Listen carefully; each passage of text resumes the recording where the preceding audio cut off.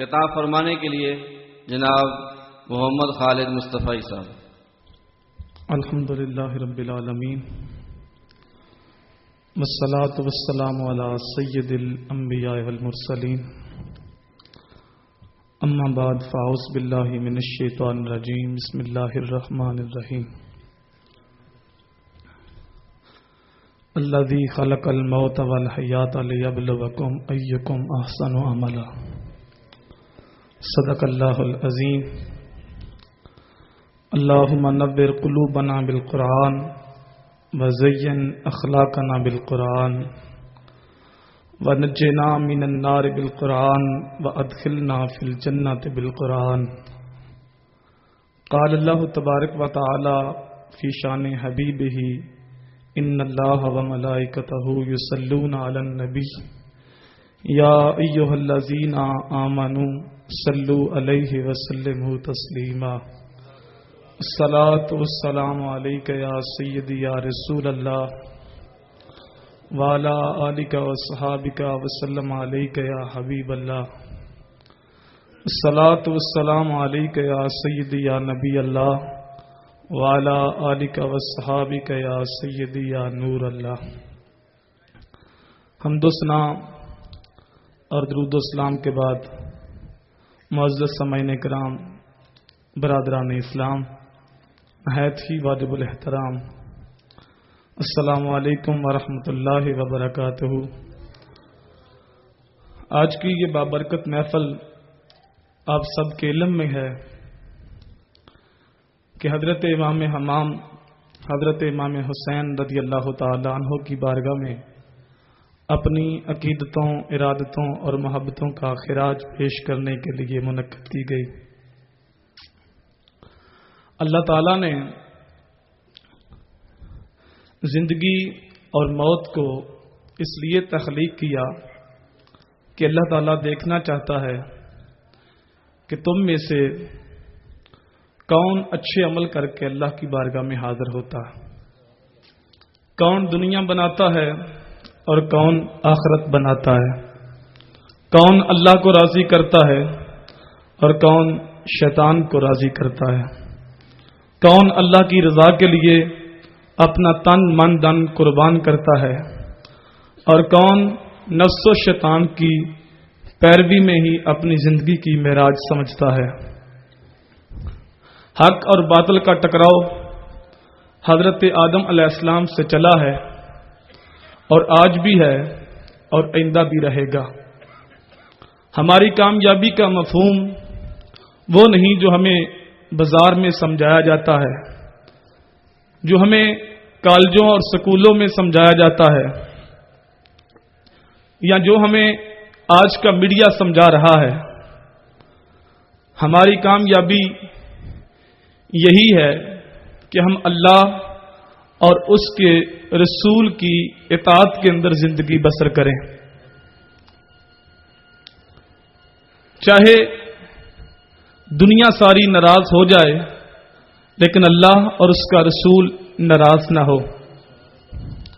آج کا معاشرہ اور میڈیا کامیابی کی معراج اس میں سمجھتا ہے کہ نیچے گاڑی ہو، بلند و بالا عمارت ہو اور اعلی اقتدار اور منصب ہو، خوبصورت عورتوں کے پہلو ہوں اور ہر طرح کی عیاشی ہو، شاید یہ کامیابی ہے۔ لیکن قرآن اس مفہوم کا رد کرتا ہے، نبی کریم صلی اللہ علیہ وآلہ وسلم کا فرمان اس مفہوم کا رد کرتا ہے۔ کامیاب وہ ہے جو جہنم سے بچا لیا گیا، جنت میں داخل کر دیا گیا۔ جنت میں داخل ہونا یہ کامیابی اور جہنم میں چلے جانا یہ ناکامی۔ انبیاء کرام کی سیرت اور شہدائے کربلا کا کردار، اولیاء امت اور علماء ملت کی زندگی سے یہ ہمیں درس ملتا ہے کہ کامیاب وہ ہے جس پر اللہ راضی ہے۔ اللہ راضی ہو جائے، چاہے مکان کچا دے دے یا پکا دے دے۔ اللہ راضی ہو جائے، چاہے عزت دے دے یا ذلیل کر دے، اللہ راضی ہو جائے چاہے تخت دے دے یا تختہ دے دے، اللہ راضی ہو جائے چاہے شہرت دے دے یا گمنامی دے دے، اللہ راضی ہو جائے چاہے ذلیل کر دے یا عزت دے دے، اللہ راضی ہو جائے چاہے مرد ہو چاہے عورت، اللہ راضی ہو جائے چاہے خوبصورت ہو یا بدصورت، عزت اس کی ہے جس پر اللہ راضی ہے۔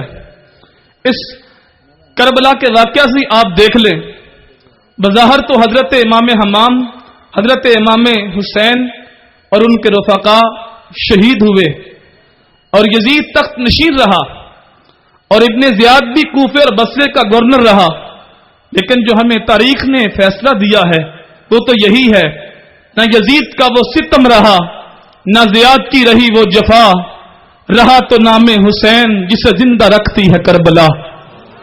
عزت اس کی ہے جس کا نام زندہ ہے، عزت اس کی ہے جس کا مشن زندہ ہے، عزت اس کی ہے جس کا کردار زندہ ہے۔ اپنے اسلاف کی زندگیاں پڑھو، اپنے بڑوں کی تاریخ پڑھو اور دیکھو کہ انہوں نے کیسی عظیمت کی داستانیں رقم کی، لیکن افسوس آج کے نوجوان کو ڈائجسٹ پڑھنے سے فرصت نہیں، ناول پڑھنے سے فرصت نہیں۔ ذرا تاریخ کا مطالعہ تو کرو کہ اتنی بڑی قربانیاں انہوں نے کس لیے دیں؟ کیا فقط 10 محرم کو ہم امام حسین کی یاد میں بیٹھ جائیں اور یہ محرم کے 10 دن سال کے بعد ہم آنسو بہا لیں تو سمجھیں کہ ہم نے امام حسین کی روح کو خراج پیش کر دیا اور ان کے پیغام کو بھول جائیں، ان کے پیغام کو دفن کر دیں؟ 10 محرم کا دن بس ایک دن ان کی یاد میں، اور باقی اسی طرح بازاروں کے اندر ناپ تول میں کمی ہو، اسی طرح بازاروں کے اندر ملاوٹ ہو، اسی طرح بازاروں کے اندر شراب بک رہی ہو، اسی طرح معاشرے کے اندر جوا عام ہو، اسی طرح فحاشی عریانی عام ہو، اسی طرح ظلم و ستم کا بازار گرم ہو، تو کیا ہم نے امام حسین کی روح کو خراج پیش کر دیا اور امام حسین کی روح ہم سے راضی ہوگی؟ میں تو سوچتا ہوں کہ یہ قوم ان 10 لاکھ شہیدوں کو کیا جواب دے گی جن کا خون پاکستان کی بنیادوں کے اندر شامل ہے۔ قیامت کا دن اپنے رب کا سامنا کرنا یہی بڑی مشکل بات ہے، اور پھر رسول کریم کا سامنا کرنا، حضور کو جواب دینا، یہ بھی بڑی مشکل گھاٹی ہے۔ لیکن پاکستان کی قوم نے اس 10 لاکھ شہید کو بھی جواب دینا ہے جس کا خون پاکستان کی بنیادوں کے اندر شامل ہے، کہ کیا ہم نے اتنی قربانیاں اس لیے دی تھی کہ پاکستان کے سکولوں کے اندر ناچ اور گانا سکھایا جائے، پاکستان کے سکولوں اور کالجوں کے اندر موسیقی سکھائی جائے؟ اتنی قربانیاں اس لیے دی تھی کہ نوجوانوں کے ہاتھوں میں گٹار آ جائیں اور آج کا نوجوان گانے بجانے کو عزت سمجھنے لگے؟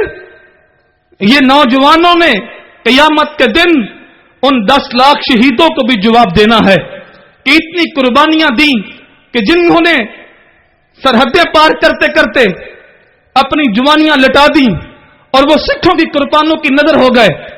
کس لیے؟ یہ اس لیے کہ یہ ملک اسلام کا بسیرا ہو، اس ملک کے اندر، اس ملک میں دین نافذ ہو، اس ملک میں اسلام کی قدروں کا حیا ہو۔ لیکن میں پوچھتا ہوں کہ ہم نے تو ان کے مشن کو پامال کر دیا کہ یہ ملک جو اسلام کے نام پہ بنایا گیا تھا، اس ملک میں کون سی بے حیائی اور کون سی فحاشی نہیں ہو رہی، کون سی اللہ کی حدوں کو توڑا نہیں جا رہا، یہ ہم نے دیکھنا ہے کہ اس ملک کے اندر نوجوان بے رہروی کا شکار ہے اور اس کے خیالات گندے ہو گئے اور یہ اپنی تہذیب مغرب کی تہذیب کے اندر سمجھتا ہے کہ میری تہذیب اس میں ہے۔ کیا یہ ملک اس لیے بنایا کہ ہم ویلنٹائن ڈے کو اپنی تہذیب سمجھ لیں؟ یہ ملک اس لیے بنایا کہ یہ بسنت کو اپنی تہذیب سمجھ لیں؟ یہ ملک اس لیے بنایا کہ ہر بے حیائی اور فحاشی کو تہذیب سمجھ لیں؟ کتنے دکھ کی بات ہے کہ جب ملک کلمے کے نام پہ بنا، کوئی شریف آدمی اس ملک کے اندر چلنے والی کوچوں میں اپنی جوان بیٹی کے ساتھ سفر نہیں کر سکتا. کتنے دکھ کی بات ہے. جو بیرون ملک جاتے ہیں، یورپ ملک میں ان سے پوچھو کہ وہ کافروں کے ملک ہیں، لیکن وہاں سفر کرتے وقت کسی کوچ کے اندر کوئی فلم نہیں چلتی. لیکن یہ ملک جو کلمے کے نام پہ بنا، یہاں آپ نے گجرانوالہ سے لاہور جانا ہو، لاہور سے فیصلہ آباد جانا ہو تو انڈیا کے گانے چلتے ہیں. انڈیا سے دشمنی اور ان کی فلمیں دیکھی جا رہی ہیں.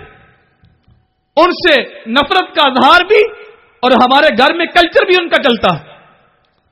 ان سے نفرت کا دعویٰ بھی کرتے ہیں اور کردار اور لباس اور وضاقتہ ہم ان جیسی اپنائے ہوئے ہیں. مجھے حیرت ہوئی جب میں مانسرا میرا بیان تھا، وہاں میں نے صبح لاہور پہنچنا تھا. رات کے 2 بجے میں کوچ پہ بیٹھا، 60 سیٹوں کی کوچ تھی اور اس وقت اس کے اندر انڈیا کی فلم چل رہی تھی. ایک بندہ بھی نہیں سو رہا تھا. اور میں نے سوچا کہ یہ وہ وقت ہے کہ جب رات کے پچھلے پہر اللہ اپنی شان کے لائق پہلے آسمان پہ آ جاتا ہے، جلوہ گر ہوتا ہے اور رحمت کی دکان کھولتا ہے اور آواز دیتا ہے. جس کے مجرم ہیں وہ آواز دیتا ہے کوئی بخشش مانگنے والا، میں معاف کر دوں. اللہ تعالیٰ خود آواز لگاتا ہے کہ تمہارے جھکنے میں دیر ہوگی، میرے نوازنے میں دیر نہیں ہوگی. اور اس وقت رات کے 2-3 بجے ہمارے جی ٹی روڈ پہ، موٹر وے پہ ہزاروں کوچیں چلتی ہیں اور ان کے اندر انڈیا کی فلمیں چلتی ہیں. اور جب ایک ایک کوچ میں 60-70 آدمی، کوئی جوان اپنی بہن کے ساتھ بیٹھا ہے، کوئی آدمی اپنی بیٹی کے ساتھ بیٹھا ہے، اس کی مجبوری ہے اس نے سفر کرنا ہے، لیکن وہ بیٹی فلم دیکھ رہی ہے. نوجوان بیٹیاں، بے حیا بیٹیاں، وہ تو کافر ہیں، انہوں نے اپنے کلچر کے مطابق فلمیں بنائی، لیکن ان ظالموں کو حیا نہیں جو چلا رہے ہیں. یہ گیلانی صاحب کہتے ہیں میں سید ہوں. کچھ تو خوف کرو، کچھ تو حیا کرو. قوم کی بیٹیاں حکمرانوں کی روحانی بیٹیاں ہوتی ہیں اور حکمران قوم کی بیٹیوں کے روحانی باپ ہوتے ہیں. تم تو اتنی تبدیلی نہیں لا سکے کہ تمہارے آنے کے بعد یہ پاکستان کی کوچوں میں فلمیں بند کرا دی جائیں، اور تبدیلی کیا آئے گی.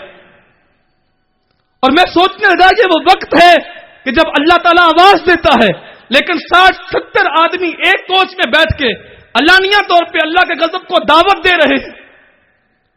یہ گناہ نہیں ہے، یہ بغاوت ہے. گناہ وہ ہوتا ہے جو چھپ کے کیا جائے، اور جو علانیہ کیا جائے، اجتماعی قوم گناہ کرے، وہ بغاوت ہوتی ہے. اور اللہ گناہگاروں کو معاف کرتا ہے، باغیوں کو معاف نہیں کرتا. پھر اس کے اوپر عذاب کے کوڑے برستے ہیں. یہ ڈینگی، یہ اللہ کے عذاب کا کوڑا ہے. اگر ہم نہ سمجھیں یہ پاکستان میں سیلاب، یہ اللہ کے عذاب کے کوڑے ہیں. پچھلے سال بھی سیلاب آیا، کشمیر میں زلزلہ آیا، یہ اللہ کے عذاب کے کوڑے ہیں. یہ کشمیر والے یہ پہاڑوں میں رہتے تھے، کچی جھگیوں میں، کچے مکان، لکڑیاں چن کے گزارا کرتے. ایوب خان کے دور کے اندر ان کے ویزے لگ گئے، یورپ چلے گئے، انگلینڈ چلے گئے. ان کے پاس پیسہ آیا، پھر کچی جھگیاں کوٹھیوں میں بدلی، پھر کوٹھیاں نہیں رہیں، ان کے اوپر ڈش انٹینے لگے. اور پیسہ آیا، انہوں نے اپنی بچوں کی شادیاں کی تو لاہور سے کنجریاں منگوائیں.